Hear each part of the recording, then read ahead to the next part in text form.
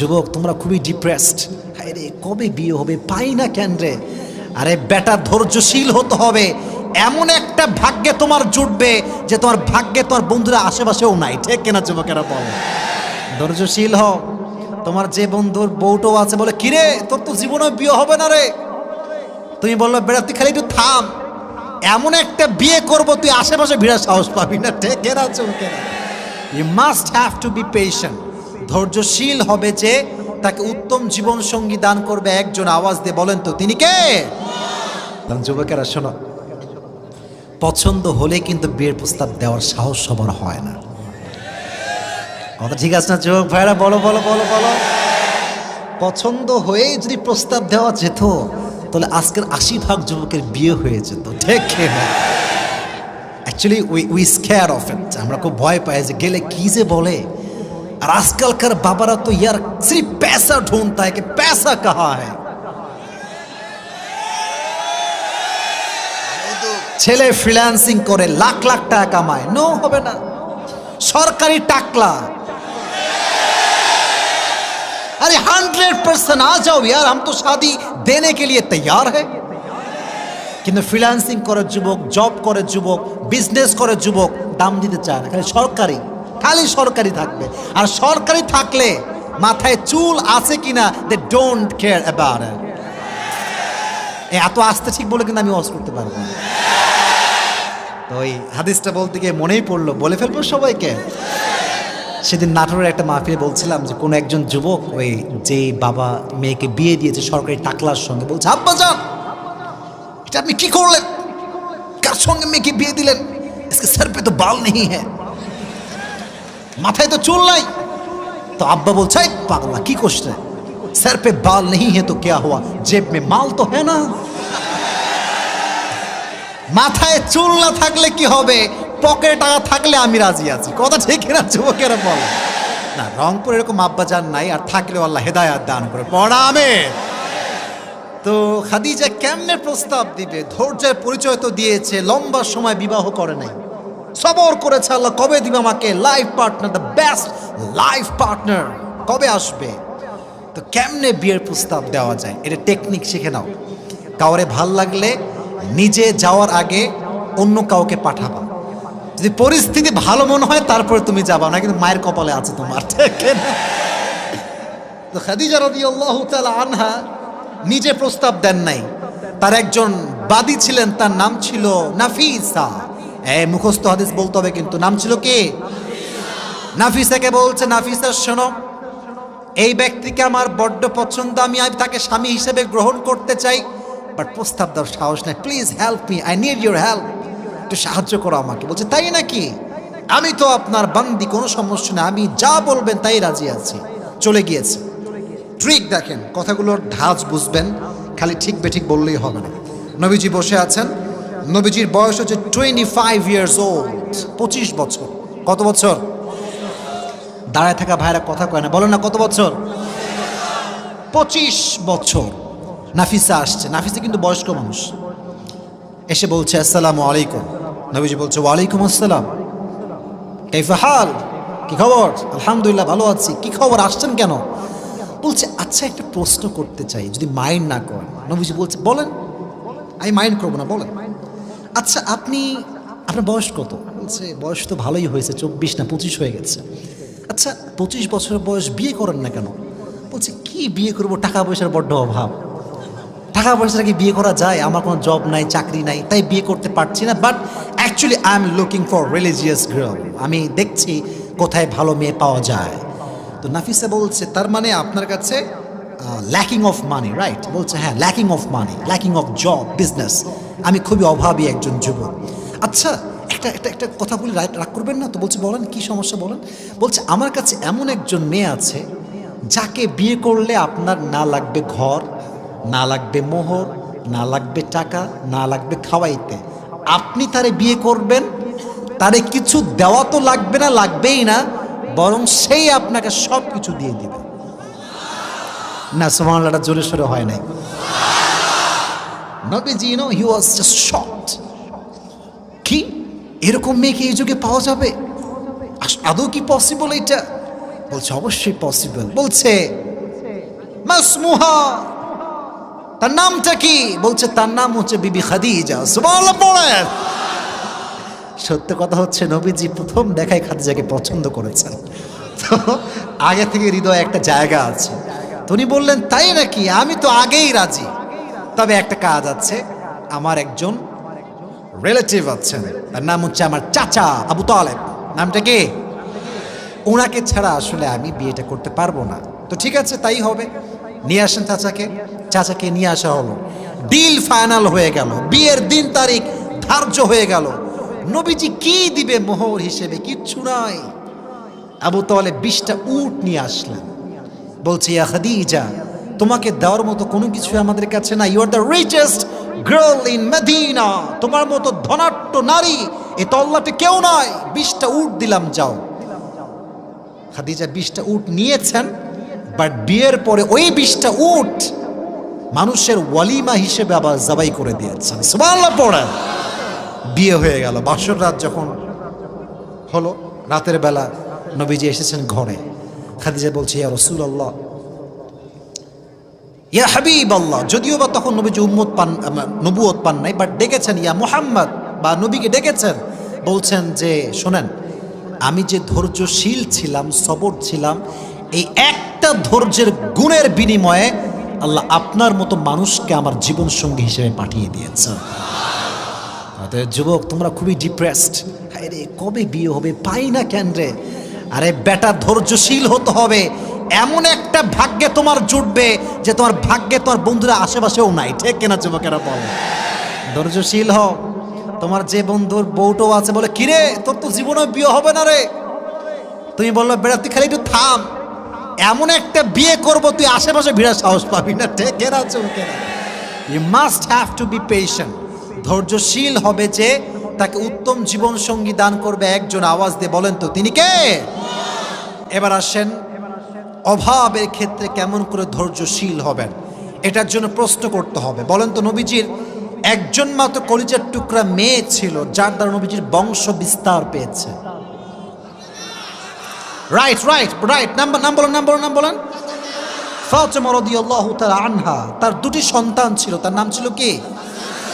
হাসান এবং হোসেন। এবার বলেন, হাসান এবং হোসেনের আব্বার নাম ছিল কি? সর্বনাশ, মারহাবা বলেন আপনারা সবাই।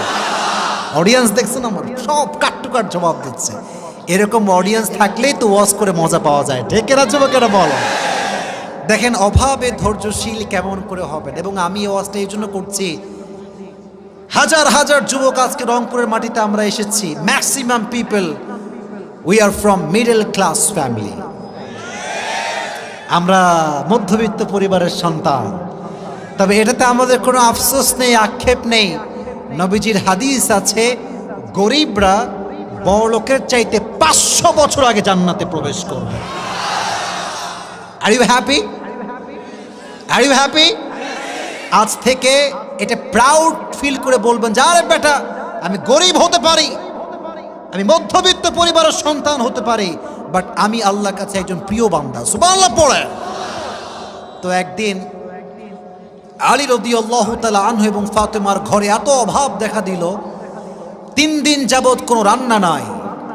এবার আলী রাদিয়াল্লাহু তাআলা আনহু বড্ড ক্ষুধার্ত হয়ে গেলেন। ডাক দিয়ে বললেন, ইয়া ফাতেমা, তোমার আব্বার কাছে যাও, গিয়ে কিছু চেয়ে নিয়ে আসো আমার জন্য। আব্বার কাছে যাও, আমার জন্য কিছু খাবার চেয়ে নিয়ে আসো। ফাতেমা রাদিয়াল্লাহু তাআলা আনহা বাধ্য হয়ে বের হয়ে গেলেন, বাবার কাছে গেলেন। ডাক দিয়ে বলছেন, আব্বা জান, ইয়া রাসূলুল্লাহ, ইয়া হাবিবাল্লাহ, 3 দিন যাবৎ বাসায় কোনো রান্না নাই, আমাদের কিছু দান করেন। এবার নবীজি ধৈর্যের পরীক্ষা নেওয়া শুরু করছেন। বলছে, ইয়া ফাতেমা, এই তোমরা কই যাও? বসো, এখানে বসো, কোনো বিশৃঙ্খলা করবে না, খবরদার। বলছে, ইয়া ফাতেমা, শোনো, আমার কাছে 5টা দোয়া আছে আর 5টা বকরি আছে। Which one you wanna take? তুমি কোনটা নিবা? ধৈর্যের পরীক্ষা। ফাতেমা বলছে, আব্বাজান, আমার 5টা বকরি লাগবে না, আমাকে 5টা দোয়া শিখাই দিলেই আমি খুশি।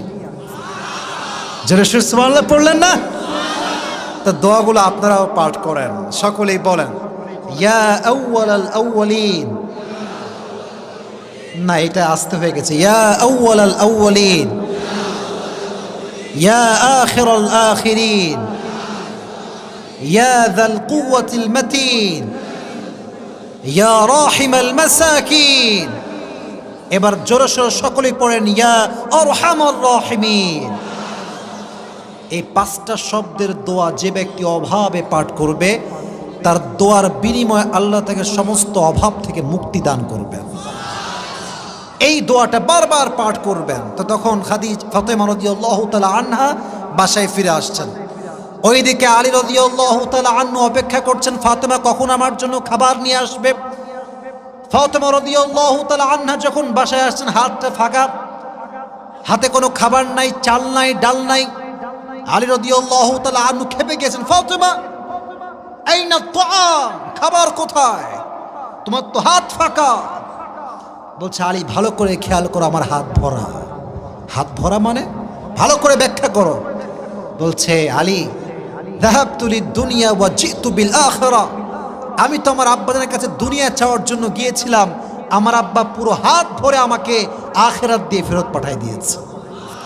গিয়েছিলাম দুনিয়া চাওয়ার জন্য, আমার আব্বাজান আমাকে আখিরাত দিয়ে পাঠিয়ে দিয়েছেন। এবার আলী রাদিয়াল্লাহু তাআলা আনহু নিজেই গেছেন নবীজির কাছে, ইয়া রাসূলুল্লাহ অনেক অভাব, কিছু দেন আমাদের সবাইকে।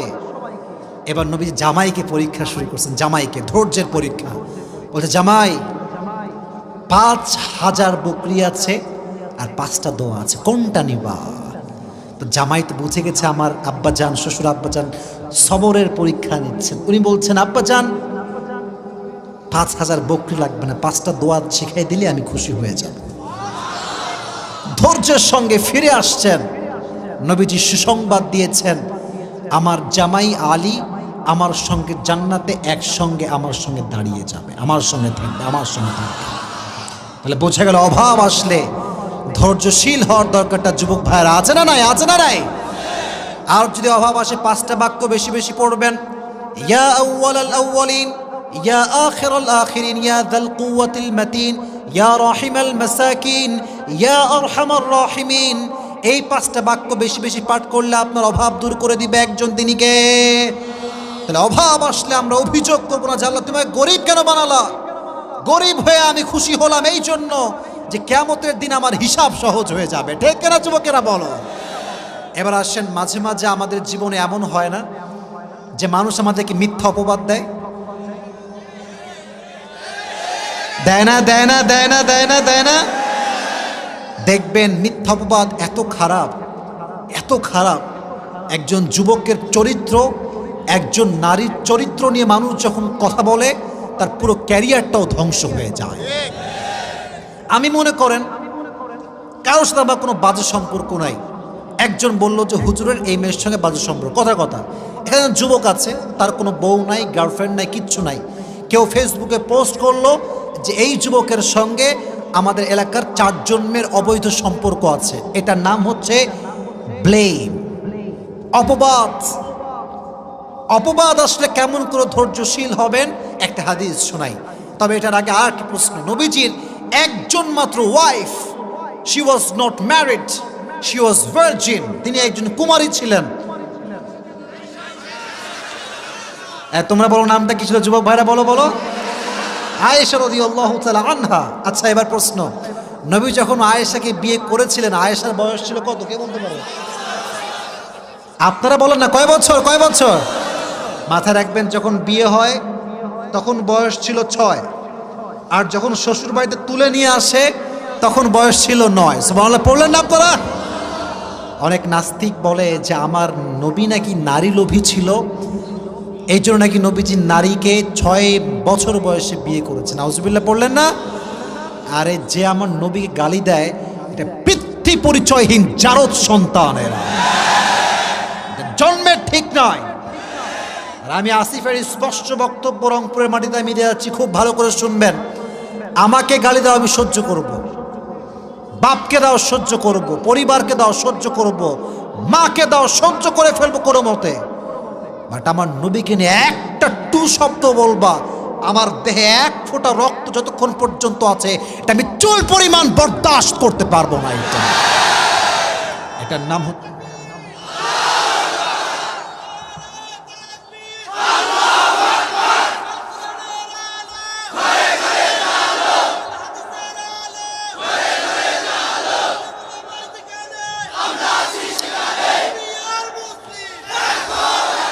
আমাদের এই স্পষ্ট কথা, আমাদের এই স্পষ্ট কথা, নবীকে আমরা ভালোবাসি, নবীকে কেউ কটাক্ষ করবে, ও নাস্তিক বাজে কথা বলবে, আর মুসলমান ঘরের সন্তান আমরা চুপ থাকবো, এটা কোশ্চিন কালও সম্ভব হতে পারে না। প্রয়োজনে আমরা জীবন দেব, রক্ত দেব, নবীর ইজ্জতকে আমরা রক্ষা করে ছাড়বো, ঠিক কিনা? তো আম্মা জান আয়েশা রাদিয়াল্লাহু তাআলা আনহাকে বিয়ের পর নবীজি একদিন সফরে গেলেন ঘোরার জন্য। মাঝে মাঝে বউ কিনে আমরা কক্সবাজারে ঘুরতে যাই না? এখন তো সুবিধা হয়ে গেছে, এখন তো ট্রেন চালু হয়ে গেছে যুবকেরা, এখন প্লেন আছে, রাজশাহী থেকেও প্লেন আছে, আবার ঢাকার থেকে কক্সবাজার সোজা ট্রেনে আপনি যাবেন, একদম পুরো কক্সবাজার আপনাকে নিয়ে চলে যাবে। তো মাঝে মাঝে বউ কিনে ঘুরবেন। এই স্বামীরা আজকাল এমন খ্যাত, কিচ্ছু বোঝে না। আর এমন অনেক স্বামী আছে সারা জীবনে বউকে একবার আই লাভ ইউ বলে নাই। এরকম স্বামী আছে না নাই? আছে না নাই? তো নবীজি আয়েশাকে নিয়ে মাঝে মাঝে ঘুরতেন। তবে এটা একটা সিস্টেম ছিল, লটারি সিস্টেম। রংপুরের ভাইয়েরা, কি সিস্টেম? লটারি। একটা এরকম বাটি থাকতো, সব বিবির নাম রাখা হতো, 1 2 3 4 করে নাম রাখা হতো। তো যার নামটা উঠতো নবীজি তাকে নিয়ে ঘুরতে যেতেন। তো সেই মাসে যার নাম আসছে তিনি হচ্ছেন আয়েশা। সুবহানাল্লাহ পড়লেন আপনারা সবাই? সবরের মেসেজটা কোথায় আমি দিচ্ছি এখন? আয়েশাকে নিয়ে ঘুরতে যাওয়ার পর যখন কাম ব্যাক করবেন, আয়েশা রাদিয়াল্লাহু তাআলা আনহা প্রকৃতির ডাকে সাড়া দেওয়ার জন্য উট থেকে নামলেন। আগের যুগে এটাকে বলা হতো হাউদাজ, পালকি, পালকিতে চড়ে ঘোরা হতো। তো আয়েশা রাদিয়াল্লাহু তাআলা আনহা ছিলেন, she was slim, she was not a fat. তিনি একজন স্লিম বডির মানুষ ছিলেন। তো দেখবেন স্লিম বডির মানুষ যখন রিক্সায় ওঠে, রিক্সাওয়ালা বোঝে না যে পেছনে কেউ আছে কিনা। আর যখন একটা মোটু মার্কা লোক ওঠে, দুইজনের জায়গায় ও একাই খেয়ে ফেলে, ঠিক খেরা যুবকেরা। তো আয়েশা রাদিয়াল্লাহু তাআলা আনহা ছিলেন স্লিম। কেন বললাম একটু সামনে বুঝবেন, জানি কেন এটা শেয়ার করলাম। তো যখন উনি প্রকৃতিটাকে সাড়া দেওয়ার জন্য নেমে গেছেন, ওই সাহাবী দূরে গিয়েছে, ওইও প্রকৃতিটাকে সাড়া দেওয়ার জন্য গিয়েছে। তো যখন ফিরে আসছে, যেহেতু এটা উটের হাউদাজ, পালকি, পালকিতে কি নামানো থাকে? পর্দা। বলেন কি থাকে? ভেতরে কিছু সহজে দেখা যায় না। তো ওই সাহাবী ভেবেছে যে আয়েশা মনে হয় ঢুকে গিয়েছে, বসে পড়েছে, চিকন মানুষ তো বোঝা যায় না। তো সে উট নিয়ে চলে আসছে।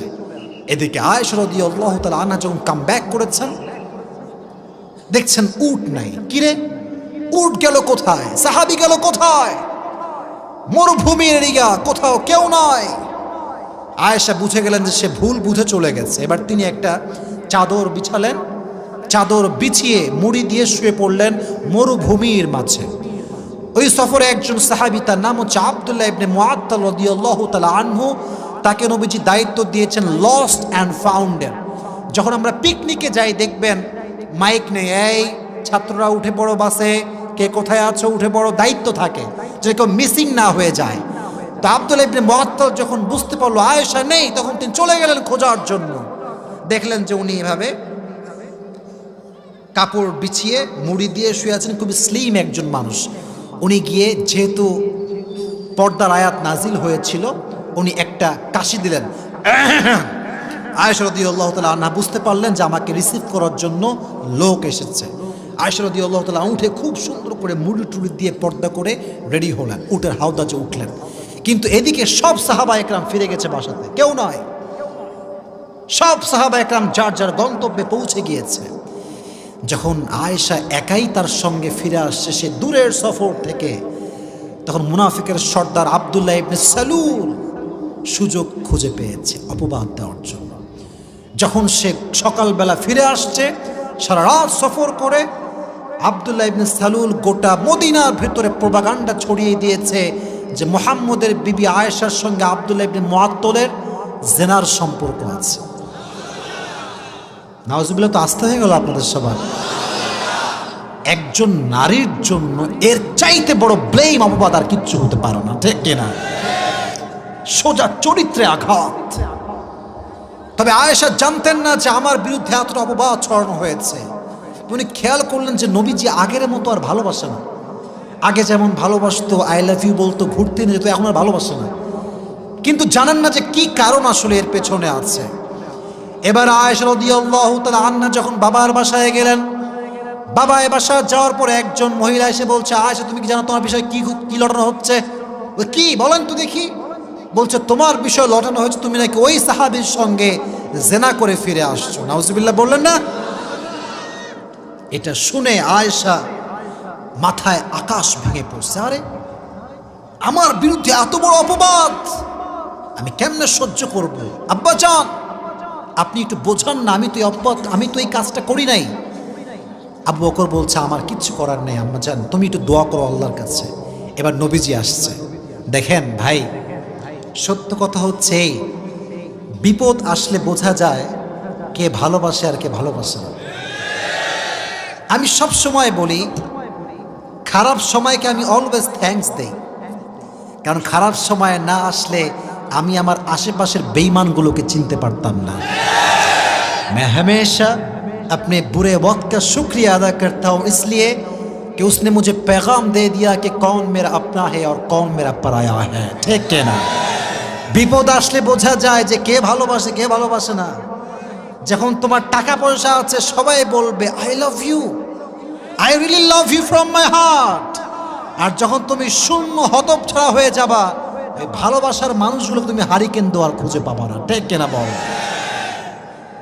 তো নবীজি এসে বলছে, আয়েশা শোনো, তুমি কি সত্যি এই কাজ করেছো? যদি করে থাকো তুমি তওবা করে নিও। এই কথা শুনে আয়েশা এত কষ্ট পাইছে। এদিকে তাকান, আয়েশা দাঁড়িয়েছিলেন, নবীর এই কথা শুনে এমনি বসে গেছে। নবী হে, ইউ ডোন্ট বিলিভ মি? আপনি আমাকে বিশ্বাস করেন না? আমি তো এই কাজ করি না, আমি তো আশেপাশেও নাই। নবীজি বলছে আচ্ছা আচ্ছা কোনো সমস্যা, তুমি তওবা করে নিও, তওবা করে নিও। তো আয়েশা বলছে নবী অপেক্ষা করেন, যার কেউ নাই তার আছে কে? যার কেউ নাই তার আছে কে? অপেক্ষা করেন, আমি ধৈর্যশীল হলাম। আয়েশা অপবাদ পেয়ে ধৈর্যশীল হলেন।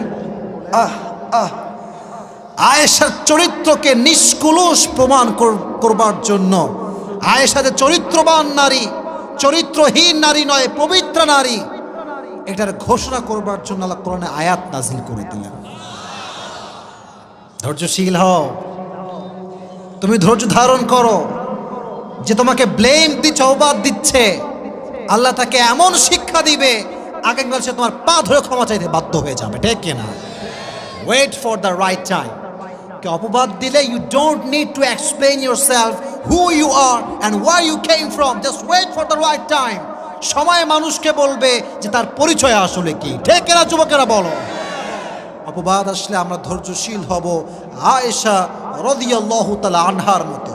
এখন কথা হচ্ছে ভাই, সবরের হাদিসের কোনো শেষ নাই, অনেক হাদিস আছে। আমাকে বলা হচ্ছে 12:30টার মধ্যে শেষ করতে হবে। আচ্ছা আমি যদি আরও 5টা মিনিট ওয়াচ করি আপনারা কি বিরক্ত হয়ে যাবেন নাকি? তবে এতটুকু শুকরিয়া জানাই যে আপনাদের মতো অডিয়েন্স পাওয়া হচ্ছে একজন সৌভাগ্যবান ব্যক্তির বিষয়। এরকম অডিয়েন্স পাওয়া খুবই মুশকিল। আর আপনাদের যে সাউন্ড, এটা বারবার প্রমাণ করে রংপুরের সন্তানরা সব বীর পুরুষের সন্তান আমার সামনে বসে আছে।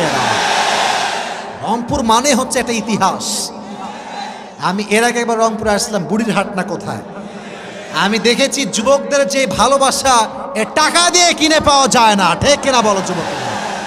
তো এই ভালোবাসা আপনারা আজকে আবারও প্রমাণ দিয়েছেন। তবে প্রমাণ হবে তখন, আমি একটা শেষ হাদিস বলবো, এটা বলে আমি আবার রিপিট করব, যে বলতে পারবে তাকে পুরস্কার দিয়ে দোয়া করে আমরা বাসায় যাব। রাজি আছেন তো ইনশাআল্লাহ?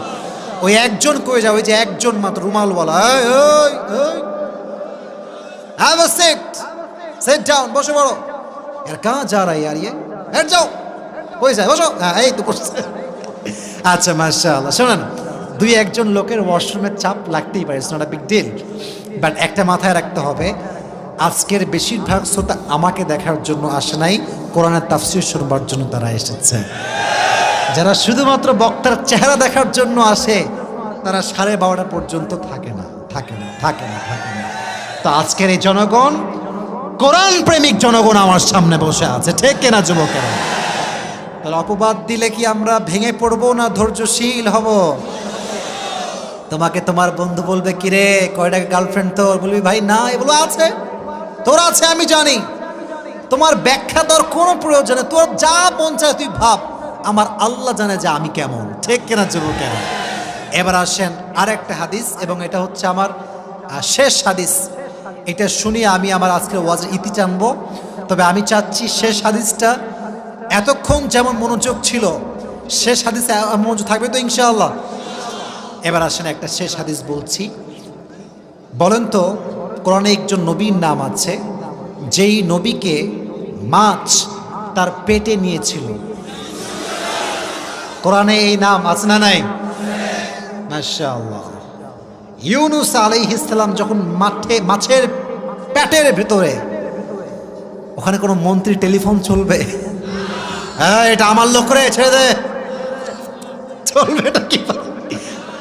সমুদ্রের নিচে কোনো কানেকশন আছে নাকি? গ্রামীণ ফোনের বাংলালিংকের কানেকশন আছে, রবির কানেকশন আছে নাকি? ওখানে কানেকশন আছে এক সত্তার। তিনি কে? আল্লাহর কানেকশন আছে।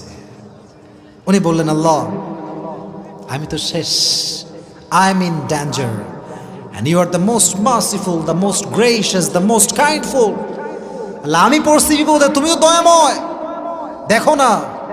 উনি দোয়া ইউনুস পাঠ করলেন। সবাই পড়েন লা ইলাহা, পড়েন না সবাই দোয়া ইউনুস, সবাই পড়েন লা ইলাহা ইল্লা আনতা সুবহানাকা ইন্নী কুনতু মিনাল যালিমিন। আল্লাহ রে বাঁচাও, আল্লাহ বাঁচাও, আমি শেষ, মাছের পেটে আমারে কেউ উদ্ধার করতে পারবে না। আল্লাহ বলছে কেউ না পারলে আমি তো পারবো। মাছ দোয়া পাঠের সঙ্গে সঙ্গে ধৈর্য নিয়ে সে বসে আছে মাছের পেটে। এমন একটা বমি করেছে মাছটা জলের ভিতর থেকে, একটা বমিতে ইউনুস আলাইহিস সালাতু ওয়াস সালাম একদম মাটির উপরে এসে পড়ছে। সুবহানাল্লাহ পড়লেন না? এই যে ইউনুসকে মাছের পেট থেকে রক্ষা করেছেন ধৈর্যের কারণে একজন, তিনি কে? বলেন না, বলেন না, বলেন না। বিপদে আপদে দোয়া ইউনুস বেশি বেশি পাঠ করবেন, দেখবেন আপনার সমস্ত বিপদ আল্লাহ হালকা করে দিবে। রাজি আছেন তো ইনশাআল্লাহ? তাহলে আজকের ওয়াজের সারাংশ, summary of the lecture is, in every kind of situation you must have to be patient. There is no alternative way of sabr. If you want to get the ultimate success in your life, then there is no alternative way of sabr. যে ধৈর্যশীল হয়েছে তার সফলতা আল্লাহর পক্ষ থেকে চূড়ান্ত হয়ে গিয়েছে, ঠিক কিনা? তো জীবনের প্রতিটা ধাপে ধাপে ধৈর্যশীল হওয়ার দরকারটা যুবকরা, আব্বাজানরা আছে না নাই? তাহলে এবার আসেন, আমি আমার ওয়াজ পুরোটা রিপিট করছি, what ever I have said before. এটা তাকবীর দেন সবাই, লিল্লাহি তাকবীর। হাত কোথায়? লিল্লাহি তাকবীর।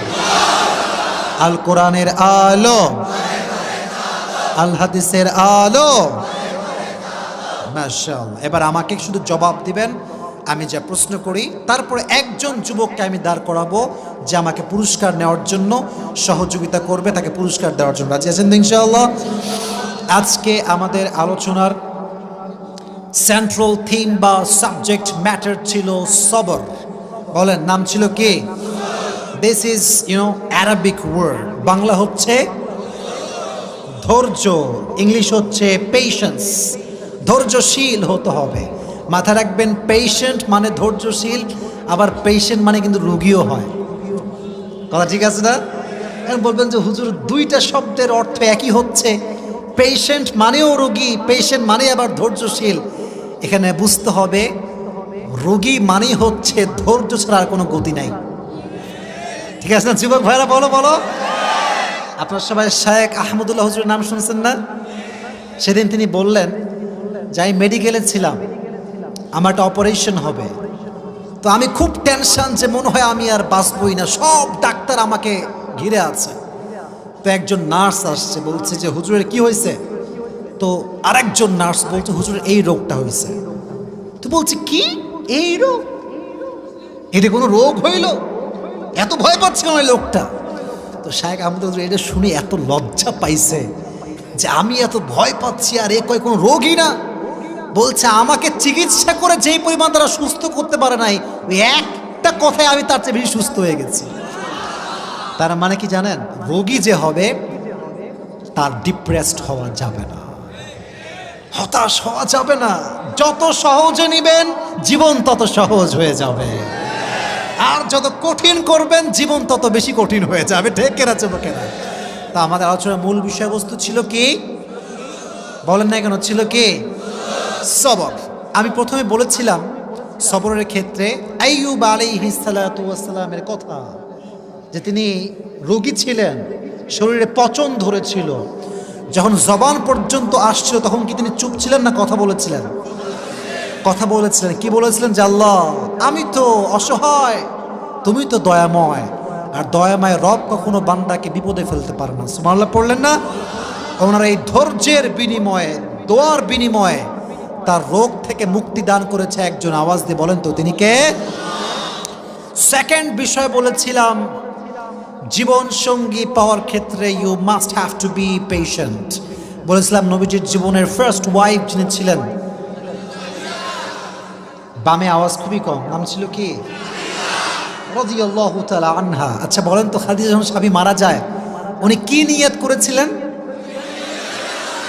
I will never ever get married again. This is my last and final marriage. শেষ। বাট উনি ধৈর্যশীল ছিলেন। ওনার ধৈর্যের জন্য পৃথিবীর শ্রেষ্ঠ মানবকে তার স্বামী হিসেবে গ্রহণ করাই দিয়েছে একজন। তিনি কে? সর্বশেষ নবীকে আল্লাহ স্বামী হিসেবে কবুল করেছে। সুবহানাল্লাহ পড়লেন না আপনারা সবাই? তারপরে বলেছিলাম যে অভাবে ধৈর্যশীল হওয়া দরকারটা যুবক ভাইয়েরা আছে না নাই? নবীজির মেয়ের নাম ছিল কি? তার দুই সন্তানের নাম ছিল কি? তাদের বাবার নাম ছিল কি? একদিন অভাব আসলো। ফাতেমা রাদিয়াল্লাহু তাআলা আনহা বলেন, নবী হে, আতিনি শাইআন, give me something, we don't have any kind of food, কিচ্ছু নাই, দেন কিছু। নবীজি বললেন, 5টা বকরি আছে। আপনারা বলেন না, 5টা বকরি আছে? 5টা। তো ফাতেমা বললেন যে আব্বা দোয়া লাগবে না, বকরি দেন। কি বলেছিলেন বলেন না কেন?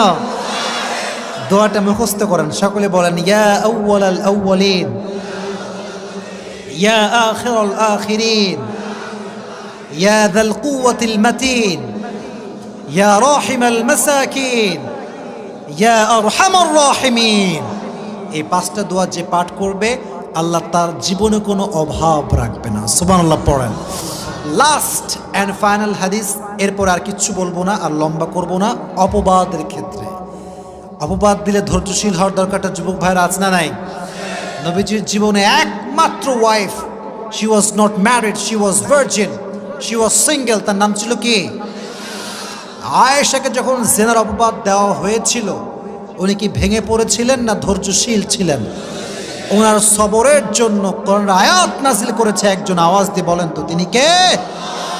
এ কয়টা বললেই হবে ইনশাআল্লাহ। তাহলে এবার ওই হলুদ গেঞ্জি কই যায় রে? ওই বাচ্চা, ওই বাচ্চা। আচ্ছা সমস্যা নাই, ও বাচ্চার বাপ মনে কল দিছে। আচ্ছা বসে পড়েন। এবার আমি একজন যুবককে চাই, যে যুবক বাঘের মতো, সিংহের মতো গর্জন দিয়ে দাঁড়ায় যাবে যে হুজুর আমি আছি, পারবো ইনশাআল্লাহ। তুমি আছো, সামনে আছে, একটু এই সাইডে আসো। ভাই সবাইকে সুযোগ দেওয়া যাবে না, মাইকটা দেন তো হুজুর, হুজুর মাইকটা দেন। রংপুরের ভাইরা তাকবীর দেন, লিল্লাহি তাকবীর।